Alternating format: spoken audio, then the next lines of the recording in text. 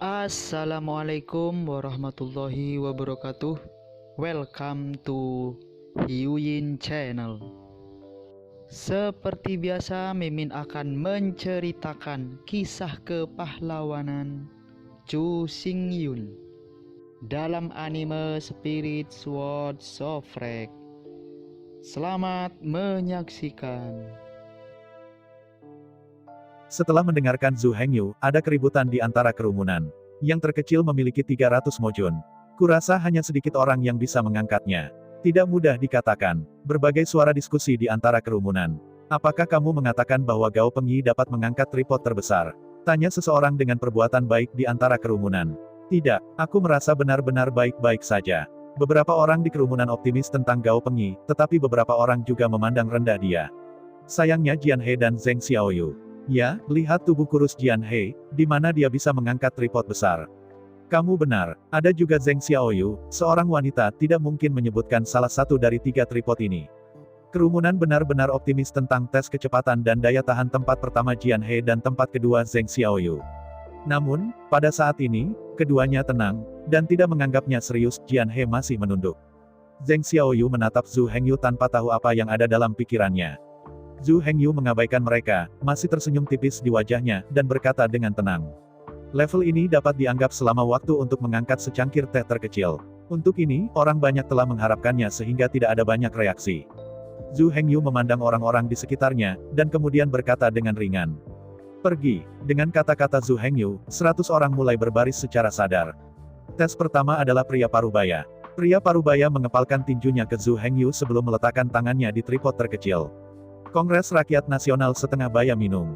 Hanya hasilnya Ding Wen yang terkecil tidak bergerak. Pria parubaya itu masih menolak menerima kekalahan itu dan berteriak beberapa kali berturut-turut. Tapi Xiao Ding tidak bergerak sama sekali. Setelah mencoba berulang-ulang beberapa kali berturut-turut, pria parubaya itu akhirnya mencekik seluruh wajahnya. Akhirnya, dalam suara tepuk tangan yang tak terhitung jumlahnya, pria parubaya mundur dengan enggan. Zhu Hengyu sedikit tersenyum dan berkata kepada pria parubaya itu, kamu tidak perlu diganggu oleh orang-orang yang mabuk ini, kamu sudah jauh lebih kuat dari mereka, mereka bahkan tidak bisa lulus tes tingkat pertama. Orang-orang setengah baya merasa sedikit malu, tetapi ketika Zhu Hengyu mengatakan ini, dia langsung merasa bahwa dia sedang diberdayakan. Pergi jalanmu sendiri dan biarkan orang lain berkata pergi. Pria parubaya itu mengetahuinya, tetapi segera mengembalikan tampilan sebelumnya, dan kemudian memberi Zhu Hengyu pandangan bersyukur. Terima kasih. Pria parubaya itu mengangguk kepada Zhu Hengyu. Sama-sama, Zhu Hengyu melambai dan tersenyum. Setelah episode kecil, tes berlanjut. Setelah tes jauh lebih lancar. Namun, setengah dari tes ada 50 orang, tetapi pada akhirnya, hanya 10 orang yang lulus tes. Penguji ke-51 adalah Zheng Xiaoyu, yang berada di urutan kedua dalam tes ketahanan kecepatan. Menonton Zheng Xiaoyu berjalan sebelum Xiao Ding. Kerumunan mulai berbicara lagi. Bagaimana dengan Zheng Xiaoyu? Dia jelas tidak bisa mengangkatnya. Aku juga berpikir, bagaimana mungkin seorang wanita dari generasi wanita mengangkat benda seberat itu? Kurasa tidak. Berbagai spekulasi dan keraguan di antara kerumunan. Zheng Xiaoyu benar-benar mengabaikannya, masih berdiri dengan tenang di depan Xiao Ding. Zheng Xiaoyu menarik napas dalam-dalam terlebih dahulu, lalu meletakkan tangannya di telinga Ding. Saya hanya mendengar Zheng Xiaoyu berteriak. Lalu saya melihat bahwa Ding terkecil diangkat langsung di atas kepalanya oleh Zheng Xiaoyu. Kerumunan itu penuh dengan seruan. Meskipun Zheng Xiaoyu sedikit kemerahan saat ini, dia tidak bisa bertahan. Ayo, suara tepuk tangan dari kerumunan. Dengan berlalunya waktu, dan dengan tepuk tangan orang banyak, Zheng Xiaoyu telah menghabiskan upaya terakhirnya. Bagaimanapun, Zheng Xiaoyu adalah seorang wanita, dan kekuatannya akhirnya lebih buruk. Tetapi untuk lulus tes ini, tidak ada masalah sama sekali. Waktu minum teh berlalu dalam sekejap dan Zheng Xiaoyu perlahan menjatuhkan Xiao Ding dengan kedatangan waktu. Pada saat ini, Zheng Xiaoyu memerah dan berkeringat.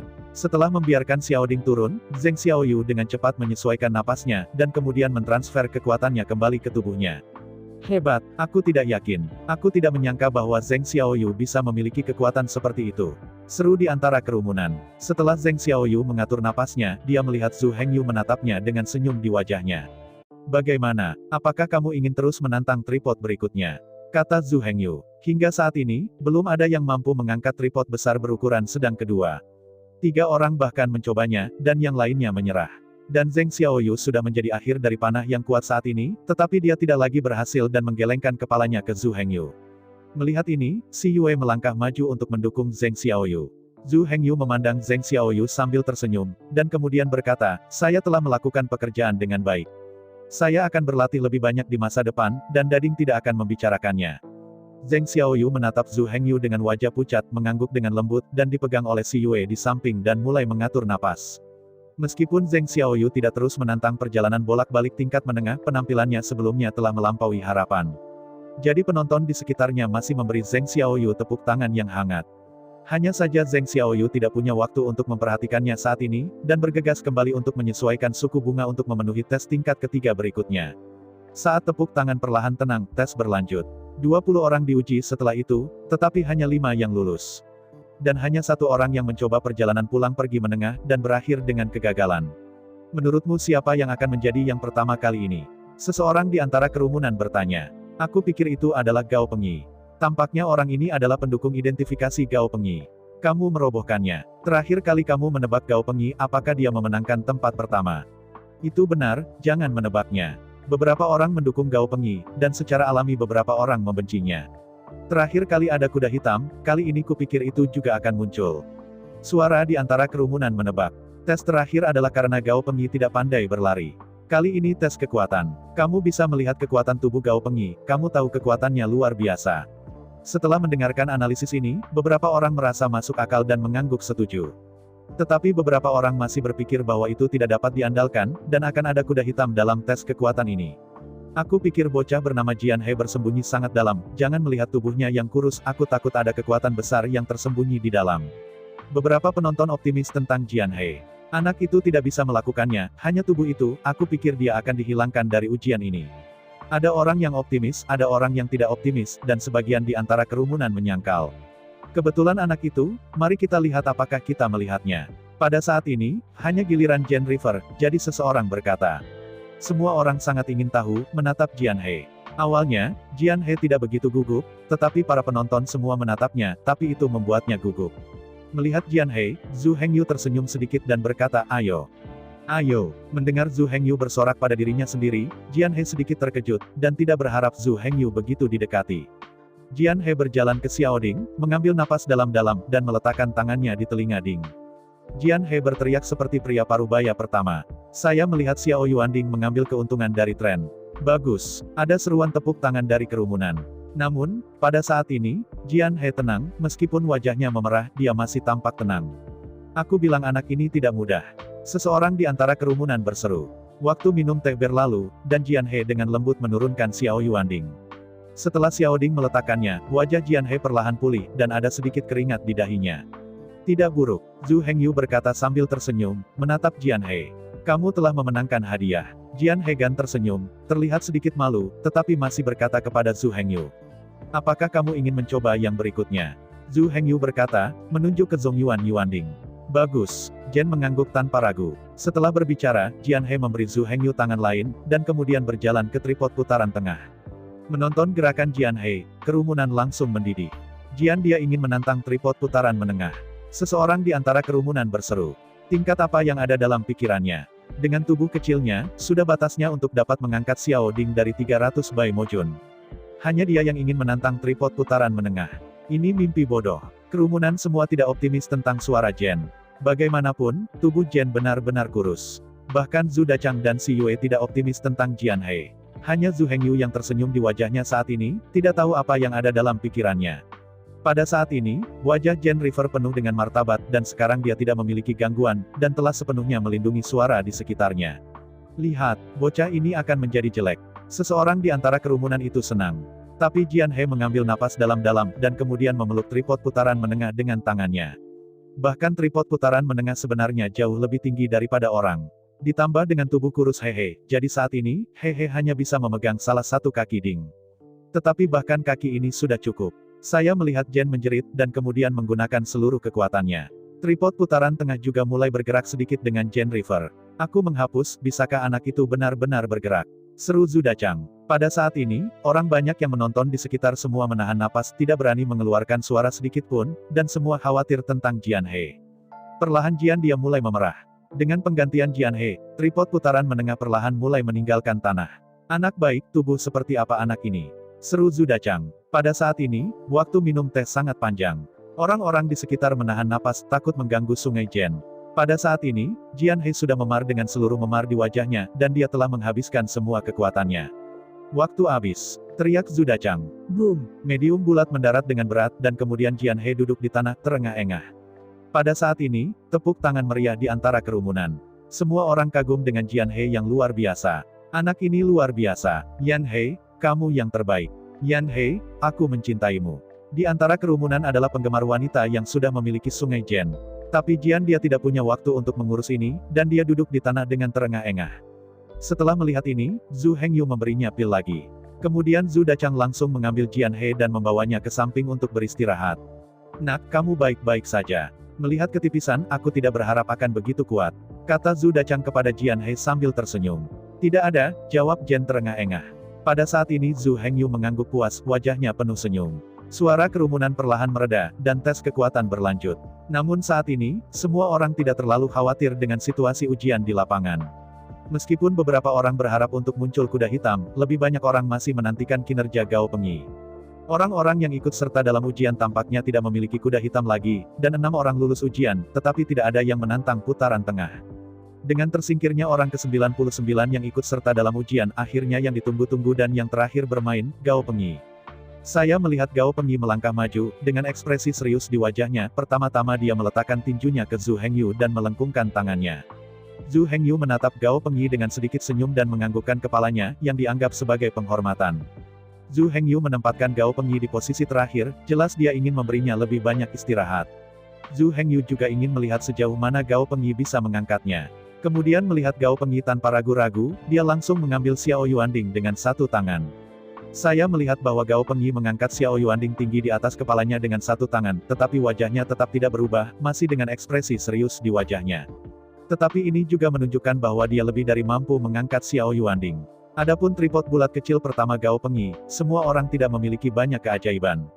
Lagi pula, postur Gao Pengyi benar-benar kuat di mata semua orang, mengangkat Xiao Yuanding adalah hal yang benar untuk dilakukan. Namun, semua orang masih tidak berharap bahwa Gao Pengyi dapat mengangkat Xiao Yuanding dengan satu tangan. Anda tahu bahwa meskipun tripod bundar kecil ini adalah yang paling ringan dari 3 tripod, ia masih memiliki 300 bobot sihir juni. Pada saat ini, Gao Pengyi dihitung, dan hanya 21 orang yang lewat. Hanya ada 21 orang yang tersisa dalam 100, yang menunjukkan seberapa berat tripod ini. Jadi suara seruan datang dari kerumunan. Meskipun Zhu Hengyu sudah lama berharap bahwa dia akan dengan mudah mengangkat Xiao Yuanding 300 mojun, dia tidak berharap bahwa dia bisa mengangkatnya dengan mudah. Zhu Hengyu juga menantikan penampilan Gao Pengyi selanjutnya. Waktu minum teh hampir instan. Setelah Gao Pengyi meletakkan Xiao Yuanding, saat Zhu Hengyu mengepalkan tinjunya, dia tidak menunggu Zhu Hengyu berbicara, dan kemudian langsung menuju ke tengah Yuanding. Kali ini semua orang mulai menantikannya. Untuk mengetahui bahwa tripod putaran menengah ini, hanya satu Jian dia hampir tidak bisa mengangkatnya, sisanya gagal, dan bahkan kebanyakan orang tidak berani mencoba. Pada saat ini, Gao Pengyi berdiri di depan tripod putaran menengah setinggi-tingginya sendiri, tetapi masih memiliki ekspresi serius di wajahnya. Namun, mata Gao Peng tidak menunjukkan fluktuasi sedikit pun. Jelas, tripod putaran menengah ini masih tidak menjadi masalah di mata Gao Peng. Saya melihat Gao Pengyi memegang tripod putaran menengah dengan kedua tangan, dan kemudian berteriak. Pada titik ini kerumunan di sekitar mereka menahan napas. Tapi melihat otot Gao Pengyi tegang kali ini, jelas butuh banyak usaha. Namun, wajah Gao Pengyi masih tidak berubah, menunjukkan bahwa ia belum mengerahkan kekuatan penuhnya. Dengan aksi Gao Pengyi, tripod putaran menengah perlahan terangkat. Hebat, seseorang di antara kerumunan berseru. Tripod putaran menengah mendarat dengan berat, dan 3 kaki bahkan sangat terperangkap di tanah. Zhu Hengyu melangkah maju sambil tersenyum, dan kemudian berkata, cobalah selanjutnya. Gao Pengyi tidak berbicara, tetapi mengangguk dengan sungguh-sungguh, dan kemudian berjalan menuju tripod bundar terbesar. Tripod bundar ini sangat besar sehingga jauh lebih tinggi dari Gao Pengyi, yang tingginya 9 kaki. Tapi pola Da Yuanding lebih dalam, tetapi Gao Pengyi tidak perlu belajar Jian He untuk meraih kaki ding untuk mengangkatnya. Kerumunan menyaksikan Gao Pengyi berjalan menuju dinding-dinding terbesar, dan langsung mendidih. Hanya saja ketika Gao Pengyi menarik napas dalam-dalam sebelum berdiri di depan lingkaran besar ding, dan mulai mempersiapkan dinding, semua orang mulai menonton dengan napas. Semua orang menanti kelahiran keajaiban. Lagi pula, tidak ada yang pernah mengangkat tripod binaural 3 kaki terbesar ini. Bahkan jika seseorang telah memindahkan tripod terbesar sebelumnya, butuh semua kekuatan dari 8 pria besar. Pada saat ini Zhu Hengyu, Zhu Dachang dan Si Yue semua menantikan. Kerumunan secara keseluruhan sangat sunyi.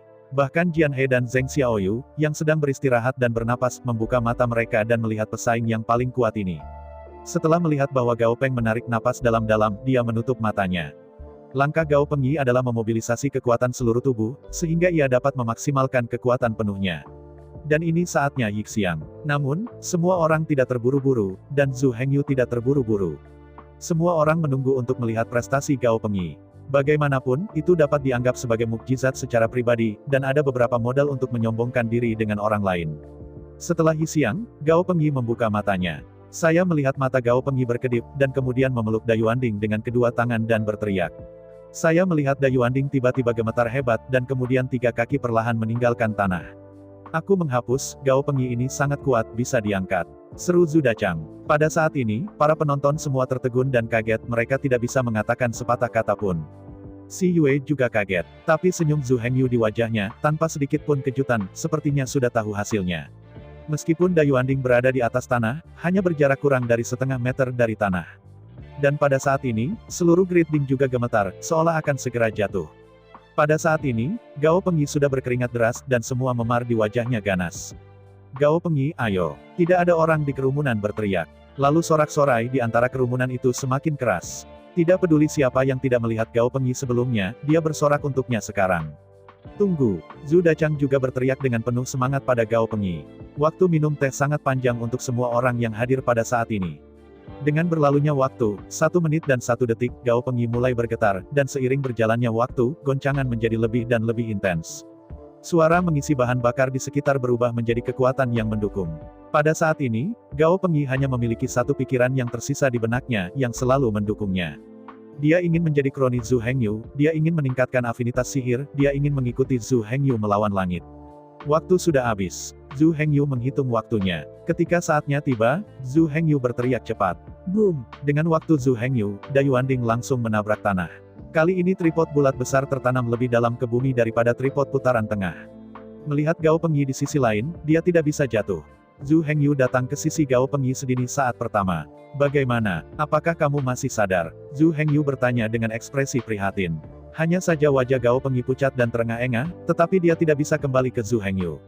Setelah melihat ini, Zhu Hengyu langsung menuangkan ramuan yang disiapkan oleh si Yue dan memberinya makan untuk Gao Pengyi. Setelah beberapa saat, Gao Pengyi perlahan melambat. Menonton Gao Pengyi berdiri dengan susah payah, didukung oleh Zhu Hengyu dan Zhu Dachang. Ada tepuk tangan meriah dari para hadirin, dan semua orang telah sepenuhnya ditaklukkan oleh prestasi Gao Pengyi. Kerja bagus. Zhu Hengyu juga memuji Gao Pengyi. Mendengar pujian Zhu Hengyu, wajah serius Gao Pengyi yang selalu berubah akhirnya menunjukkan senyum.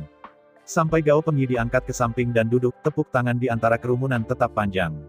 Bahkan pesaing di sisi lain, termasuk Jian He dan Zheng Xiaoyu, berdiri dan bertepuk tangan untuk Gao Pengyi. Orang yang mengikuti tes perlu istirahat, jadi tidak ada tren untuk saat ini. Gao Pengyi terlalu kuat. Biarkan anakku tidak datang untuk menonton, aku akan kembali malam ini dan memberitahunya tentang prestasi Gao Pengyi, dia bisa iri pada kematian. Kerumunan mulai berbicara perlahan. Zhu Hengyu, Zhu Dachang dan si Yue di sisi lain juga mulai mengobrol. Gao Pengyi ini sangat kuat. Jika kamu tidak menginginkannya, aku akan menerimanya. Kata Zhu Dachang, memandang Zhu Hengyu dengan serius. Apa yang kamu ingin dia lakukan? Zhu Hengyu sedikit mengernyit dan berkata kepada Zhu Dachang sambil tersenyum. Sayang sekali dia tidak meninju besi dengan kekuatannya. Kata Zhu Dachang dengan tatapan kasihan. Afinitas magisnya sangat rendah, dia mungkin bahkan tidak mengendalikan api tanah, apalagi menyingkat api sihir. Zhu Hengyu berkata dengan senyum di wajahnya. Aku menghapus, ya, sangat disayangkan. Zhu Dachang berkata dengan menyesal. Anakmu murah. Zhu Dachang pura-pura benci. Tunggu sebentar, dia akan mengikuti saya untuk meningkatkan afinitas sihir. Mari kita bicara tentang hal-hal lain. Sekarang bahkan meningkatkan afinitas sihir hanyalah dugaan kita, kata Zhu Hengyu ringan. Ya, Zhu Dachang mengangguk dan setuju. Apakah kamu punya kandidat yang bagus? Zhu Hengyu bertanya pada si Yue. Awalnya, tapi setelah kamu baru saja mengatakan itu hilang, kata si Yue ringan. Siapa? Orang itu bisa masuk ke mata nona si kita? Tanya Zhu Dachang dengan tatapan ingin tahu. Pada saat ini Zhu Hengyu tersenyum sedikit, hampir sudah menebak siapa yang sebenarnya ingin dipilih si Yue. Zheng Xiaoyu, kata si Yue ringan. Dia, Zhu Dachang tampaknya sudah menduga, dan berkata dengan kecewa. Kenapa dia? Zhu Hengyu bertanya dengan ringan. Mungkin sebagai seorang wanita, tahu itu tidak mudah. Si Yue berpikir sebentar, lalu berkata. Setelah mendengarkan penjelasan si Yue, Zhu Dachang berpikir itu membosankan, dan Zhu Hengyu hanya tersenyum tipis. Sebenarnya, si Yue tidak mengatakannya, yaitu, dia merasa bahwa pengalamannya sangat mirip dengan Zheng Xiaoyu. Si Yue memandang Zheng Xiaoyu seolah dia melihat dirinya sendiri. Waktu sudah lebih dari 1 jam. Zhu Hengyu menyaksikan bahwa 21 orang yang tersisa pulih, dan mengumumkan dimulainya tes ketiga dan terakhir, tes kecerdasan. Tes kecerdasan ini sebenarnya sangat sederhana. Aku akan mencantumkan nama 100 piring, dan kemudian kamu menonton waktu dupa dan menuliskannya dengan diam-diam oleh ingatan. Ini adalah level terakhir dari tes, aku hanya mengambil 10 besar, jadi semua orang harus melipat gandakan upaya mereka. Setelah Zhu Hengyu memperkenalkan tes kecerdasan ketiga, ia mendorong semua orang. Tapi kata-kata Zhu Hengyu memang menyebabkan banyak keributan di antara kerumunan. Apa? 100 nama piring. Aku hanya bisa menonton waktu Yixiang. Siapa yang bisa mengingat? Hanya 10, terlalu keras. Kerumunan tidak puas dengan tes ketiga Zhu Hengyu. Namun, orang-orang ini tidak mengikuti tes atau mereka yang telah dihancurkan sebelumnya. Di mana Zhu Hengyu peduli dengan mereka. Tetapi 21 orang di lapangan tidak memiliki pendapat sama sekali. Melihat semua orang menutup mata, Zhu Hengyu meminta Zhu Dachang untuk membuka selembar kertas besar. Saya melihat di atas ini, penuh sesak penuh dengan penulisan 100 nama hidangan. Bubur jade moyuan dan kubis merah giok ada di antara mereka. Masih ada banyak hidangan. Meskipun Zhu Hengyu belum mulai mencoba, dia sudah mengingat semua nama ini. Ada bahan dan praktik yang diperlukan untuk setiap hidangan. Ini telah tertanam dengan jelas dalam pikiran Zhu Hengyu. Tapi kali ini bukan ujian memasak, jadi tidak perlu mengujinya. Jadi Zhu Hengyu membiarkan mereka menulis nama hidangan dengan diam-diam. Nama piringan di kertas ini, Zhu Hengyu, sudah ditulis. Pada saat ini, ia menemukan pohon dan menggantung nama piringan. Seseorang di kerumunan tiba-tiba bertanya. Kamu bertanya kepada orang-orang yang mengikuti tes ini untuk menulis begitu banyak nama hidangan, berapa banyak yang bisa kamu tulis? Yaitu, kamu harus menulisnya sendiri-sendirian. Seseorang di antara kerumunan itu meraung. Bagus. Zhu Hengyu tersenyum sedikit dan berjanji untuk turun. Kalau begitu aku akan memberi mereka waktu joystick untuk membaca nama-nama hidangan ini, dan aku akan menulis nama-nama hidangan ini pada waktu tongkat ini. Zhu Hengyu berkata sambil tersenyum. Ketika orang banyak mendengar Zhu Hengyu mengatakan bahwa mereka ingin membakar dupa, mereka menuliskan nama-nama 100 piring, tetapi mereka tidak percaya sama sekali. Kerumunan meraung lebih keras. Zhu Hengyu mengabaikannya, dan setelah Zhu Dachang menyalakan sebatang tongkat, ia menemukan satu set pena tinta, dan batu tinta kertas, dan di depan semua orang, menghadap jauh dari yang tergantung di pohon, dengan nama hidangan yang tertulis kertas. Dengan cara ini, di bawah penonton dan menonton semua orang, Zhu Hengyu tidak punya cara untuk menipu. Semua orang menatap Zhu Hengyu dengan serius, bahkan gerakan sekecil apapun bisa dilihat di matanya. Pada saat ini, semua orang yang berpartisipasi dalam tes menatap resep dengan serius, mencoba mengingat setiap hidangan di dalamnya. Zhu Hengyu memunggungi semua orang dan mulai menulis resep itu dengan ekspresi tenang. Pada saat ini, kerumunan itu diam. Semua orang adalah penguji yang takut mengganggu nama hidangan yang sedang diingat dengan tenang saat ini. Alasan lain adalah bahwa setiap orang sekarang memperhatikan setiap gerakan Zhu Hengyu. Zhu Hengyu merasa tenang di wajahnya, dengan sedikit senyum di wajahnya, dan bahkan santai. Saya melihat bahwa pena di tangan Zhu Hengyu bergerak cepat, dan kemudian nama masing-masing piring muncul di pulpennya. Zhu Hengyu menggunakan naskah kepala kecil untuk menulis, tulisan tangannya sangat indah, dan ada rasa tajam dari pedang yang keluar dari sarungnya. Saat Zhu Hengyu menulis semakin banyak nama hidangan, mereka yang mulai mempertanyakan Zhu Hengyu sudah terlihat sangat buruk. Seiring waktu perlahan berlalu, waktu Yixiang segera tiba. Ketika dupa terakhir habis, Zhu Hengyu juga meletakkan penanya. Setelah menulis, Zhu Hengyu menggantung 2 resep bersama, tetapi semuanya persis sama. Terlepas dari tulisan tangan atau nama hidangan, bahkan urutan di atas persis sama. Para penonton bertepuk tangan dan bertepuk tangan, sementara mereka yang menanyai Zhu Hengyu menghilang. Zhu Hengyu tidak tertarik membiarkan murid-murid ini turun dari gunung, jadi dia hanya tersenyum ringan dan berkata, sudah waktunya untuk Yixiang, kalian semua berbalik dan mulai menulis. Semua orang harus bersama, dan kemudian berbalik dan mulai menulis dengan keras. Pada titik ini, Anda dapat melihat bahwa orang dengan kecerdasan yang tidak memadai sekarang mengerutkan kening, pena di tangan ragu-ragu, dan sedang berpikir keras tentang nama hidangan. Dapat dilihat bahwa semua orang cerdas saat ini memiliki IQ mereka ditampilkan. Dengan pukulan besar, ia mulai bekerja keras, dan tentu saja orang-orang ini termasuk Jian He, Gao Pengyi, dan Zheng Xiaoyu. Zhu Hengyu melihat upaya semua orang, dan mengangguk puas. Waktu bagi Zhu Hengyu untuk menetapkan bagi semua orang adalah Sanyong Siang. Pada saat ini, kerumunan penonton semua diam, takut mengganggu hadirin kerumunan. Segera Yixiang meninggal, dan kemudian seorang pria parubaya dengan kulit tipis dan kulit gelap berdiri dan berjalan ke Zhu Hengyu. Kali ini menyebabkan keributan di antara kerumunan. Saya tidak tahu apa yang dimaksud orang setengah baya ini. Pria kurus dan setengah baya berjalan ke Zhu Hengyu, dan memberikan resep di tangannya yang malu kepada Zhu Hengyu. Zhu Hengyu melihatnya, tetapi tercengang. Saya hanya melihat 3 nama resep pada resep ini yang ditulis oleh seorang pria parubaya. Otak tidak mudah digunakan. Pria parubaya itu menyentuh kepalanya dan berkata dengan malu. Ini sudah sangat bagus. Tidak mudah bagimu untuk lulus 2 tes sebelumnya. Kurasa seseorang akan mencarimu dalam beberapa hari. Zhu Hengyu tersenyum sedikit dan berkata kepada pria parubaya yang kurus itu. Zhu Hengyu ini tidak berbohong. Kinerja orang kurus dan setengah baya kali ini dapat membunuh pengepungan dari puluhan ribu orang untuk mencapai rintangan ketiga, itu sudah menjadi pemimpin. Bahkan jika Zhu Hengyu tersingkir di sini, akan ada orang lain yang jatuh cinta padanya. Pria parubaya kurus membungkuk di Zhu Hengyu, lalu berbalik dan berjalan melewati kerumunan, dan pergi diam-diam. Semua orang pada saat ini juga tahu bahwa pria parubaya kurus tidak bisa menulisnya diam-diam dan menyerah atas inisiatifnya sendiri. Tetapi kerumunan itu tidak menertawakannya. Lagi pula, orang-orang memiliki kekuatan dan kelemahan, dan orang-orang setengah baya yang kurus tampil baik. Dengan orang parubaya yang kurus berhenti, hanya 20 orang yang masih menulis resep saat ini. Waktu perlahan berlalu, dan segera waktu 2 dupa berlalu. Beberapa orang mulai terjebak, dan beberapa tidak dapat mengingat nama resepnya. Beberapa yang lain menulis setengah jalan, dan kecepatan menulis diam mulai melambat. Anda perlu ingat untuk menulis beberapa lagi. Masih ada beberapa orang yang masih bekerja keras, tetapi mereka dapat dengan jelas mengingat menu pada resep dan menulis dengan lancar. Pada saat ini, Jian He, Gao Pengyi, dan Zheng Xiaoyu semuanya ada di jajaran buku ini. Tongkat dupa terakhir. Zhu Hengyu menyalakan tongkat dupa ketiga, dan kemudian berkata pelan dengan suara kecil. Namun, semua orang yang hadir jelas mendengar suara Zhu Hengyu. Beberapa orang mulai menulis dengan cepat. Beberapa orang sudah mulai menulis, tetapi dahi berkeringat mencoba mengingat resep yang ditulis oleh Zhu Hengyu. Pada saat ini, Zhu Dachang tiba-tiba menarik seorang pria muda kurus. Nak, aku ingin selingkuh di depan kakekmu Zhu, kamu 10 tahun sebelumnya. Zhu Dachang berkata sambil menarik keluar pria muda kurus itu. Aku tidak curang. Pemuda kurus itu berdalih. Zhu Hengyu terus mengamati situasi di lapangan dan pertama kali menemukan pemuda kurus itu, lalu berbalik dan melirik resep yang tergantung di pohon. Zhu Hengyu memandang pria muda itu masih berdalih, tetapi menggelengkan kepalanya karena kecewa, lalu berkata dengan serius, jika Anda melakukan kesalahan, bahkan jika 3 tes adalah yang pertama, saya tidak akan mengakui Anda. Kata-kata Zhu Hengyu sangat berat, tetapi dia langsung mengusir orang-orang muda kurus dari ujian ini. Pria kurus itu mendengarkan Zhu Hengyu, tetapi menundukkan kepalanya dalam-dalam dan berhenti berbicara.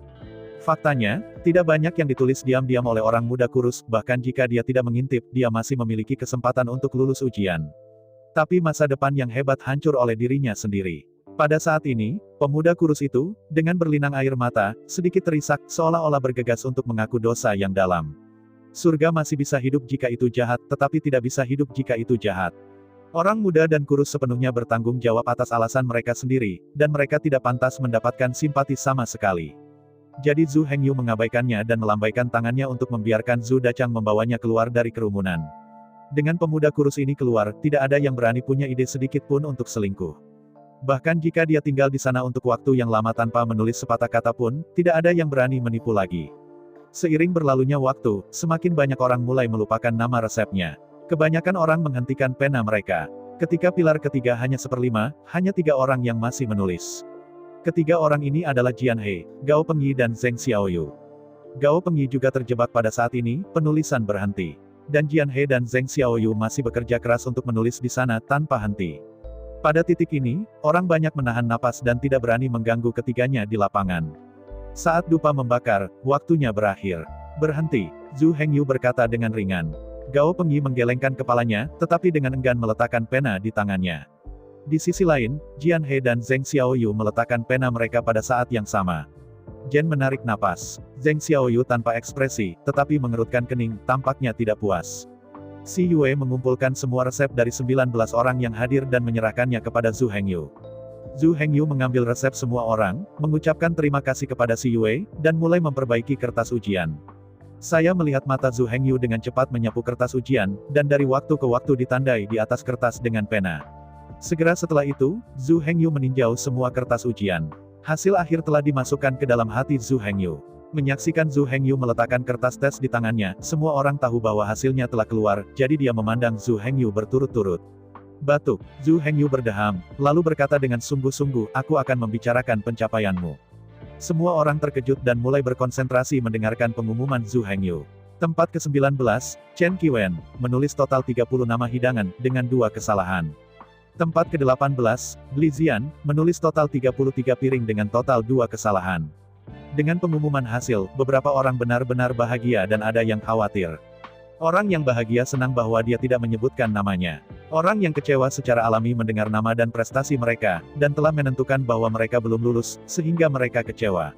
Setelah membaca nama-nama 19 hingga 11, Zhu Hengyu berhenti, dan kemudian melanjutkan, 10 ucapan selamat berikutnya, saya harap kita dapat bekerja sama di masa depan. Tempat ke-10, Tao Jianbai, menulis total 53 piring dengan total 5 kesalahan. Tempat ke-9, Huo Yong, menulis total 64 nama hidangan, dengan 3 kesalahan. Orang-orang yang lulus ujian semua diumumkan. Peringkat pada saat ini tidak penting bagi orang-orang ini. Selama mereka dapat lulus ujian, orang-orang ini sudah sangat puas. Tapi para penonton masih ingin tahu kata benda, jadi Zhu Hengyu masih mengumumkannya dengan ringan. Tempat keempat, Wei Qizi, menulis total 70 nama hidangan, dengan 3 kesalahan. Tempat ketiga, Gao Pengyi, menulis total 75 nama hidangan diam-diam, salah di mana-mana.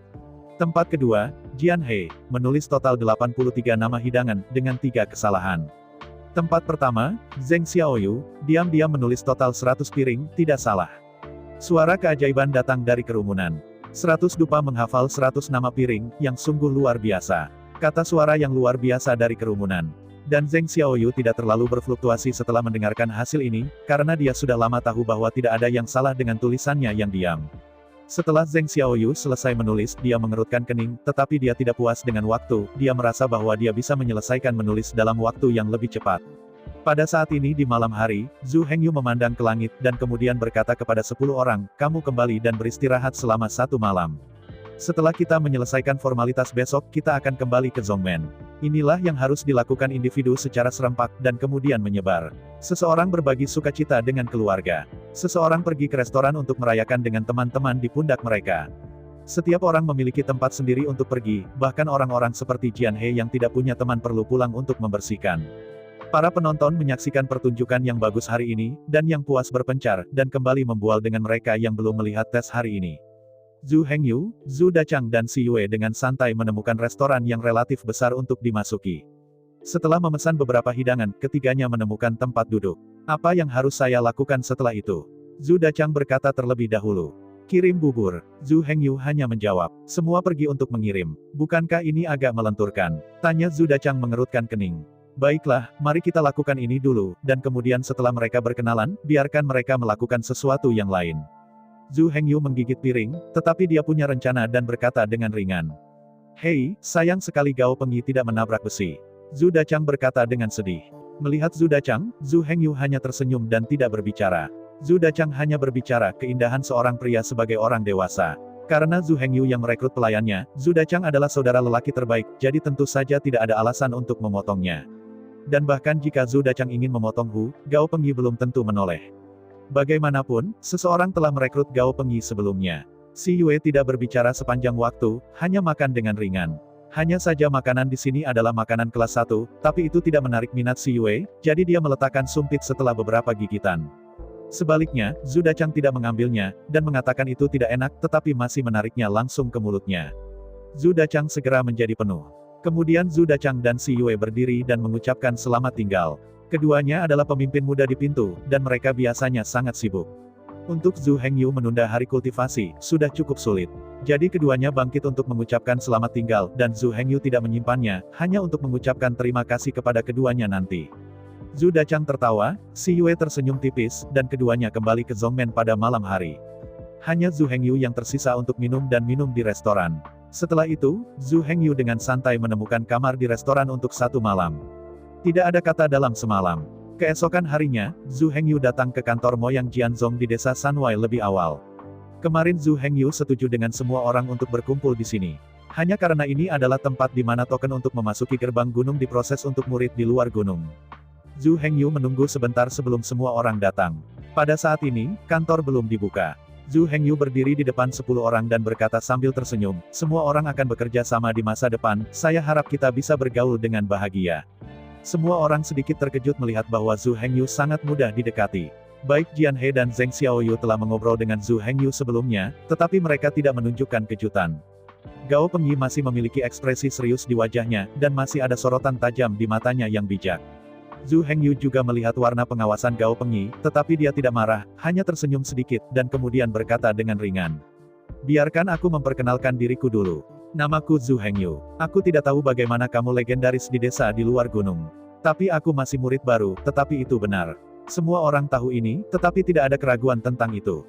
Zhu Hengyu melirik semua orang, lalu tersenyum, lalu melanjutkan, kalau begitu Anda punya pertanyaan, Anda bisa mengajukan pertanyaan. Apakah kamu benar-benar Zhu Hengyu?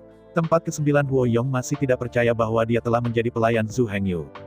Zhu Hengyu tersenyum diam-diam, dan kemudian melemparkan token muridnya ke Huo Yong. Melihat ini, Huo Yong buru-buru mengambilnya, dan kemudian mulai menonton dengan hati-hati. Faktanya, tidak ada yang perlu diperhatikan, token ini hanyalah token pendatang baru sementara. Token ini diukir dengan simbol sekte pedang setan di satu sisi, dan di sisi lain adalah kata-kata pendatang baru Zhu Hengyu. Setelah Huo Yong melihatnya, dia benar-benar percaya bahwa dia tidak bermimpi, dan dengan cepat mengembalikan token ke Zhu Hengyu dengan hormat. Zhu Hengyu mengambil token sambil tersenyum, dan kemudian terus melihat ke kerumunan dan berkata, apakah Anda memiliki pertanyaan, tanyakan saja. Aku dengar Zhu Hengyu melanggar hukum besi dunia juru masak, benarkah? Orang kurus lain bertanya dengan rasa ingin tahu dan malu. Yah, bagaimana mengatakannya, ini bagiku sombong, tetapi mereka semua tetap mengatakannya, Zhu Hengyu berkata sambil tersenyum, tetapi tidak melihat banyak hal yang memalukan. Bagaimana kamu melakukannya? Ini luar biasa. Mendengar Zhu Hengyu sendiri mengakui bahwa meskipun semua orang percaya, itu masih terasa terlalu sulit dipercaya. Zhu Hengyu hanya tersenyum mendengar ini dan tidak menjawab secara langsung.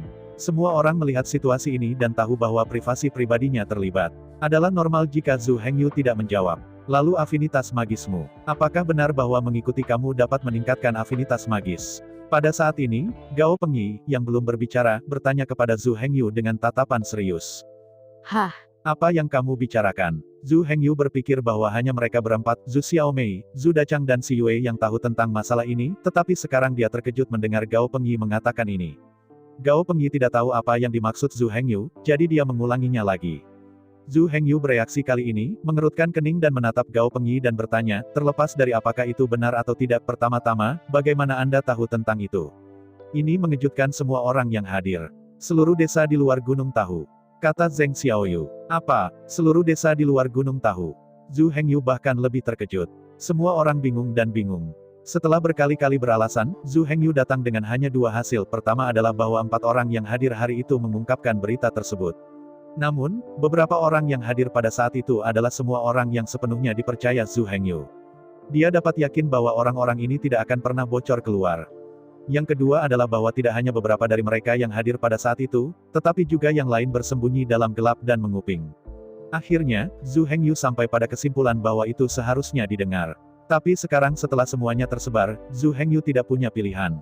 Dan Zhu Hengyu masih tidak tahu seperti apa ceritanya.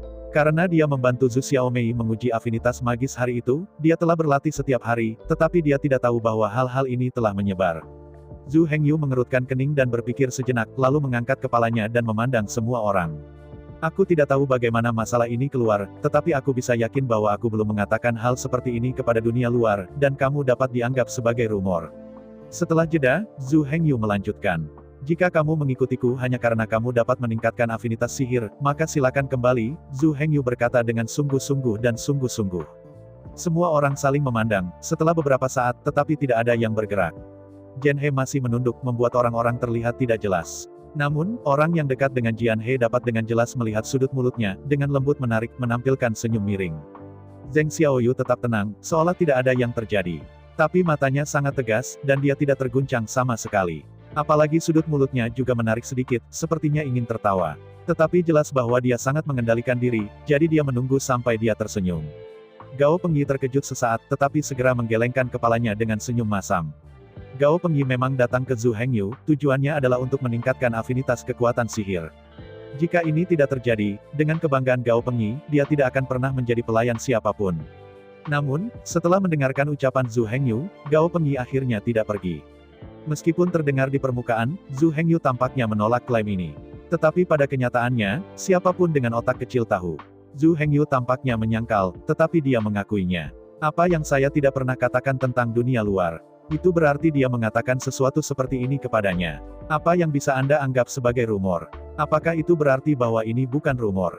Meskipun kebijaksanaan Gao Pengyi jauh lebih rendah daripada Zheng Xiaoyu, bahkan dibandingkan dengan Sungai Jian itu sedikit lebih buruk. Namun selain kedua orang ini, Gao Pengyi berada di peringkat ketiga. Di antara begitu banyak orang, dia adalah yang paling pintar ketiga. Dengan kebijaksanaan Gao Pengyi, bagaimana mungkin dia tidak mengerti apa yang dikatakan Zhu Hengyu? Apa yang membuat Gao Pengyi lebih menakjubkan adalah pernyataan Zhu Hengyu tidak hanya menghilangkan kekhawatirannya, tetapi juga tidak meninggalkan bahaya yang tersembunyi. Bahkan, ketika Zhu Hengyu mengatakan kata-kata itu di depan umum, bahkan jika seseorang ingin mengganggunya di tanah ini, dia memiliki sesuatu untuk dikatakan. Rumor itu bukan dari dia. Dan dia telah menyangkal ini di depan umum, apalagi yang bisa saya katakan.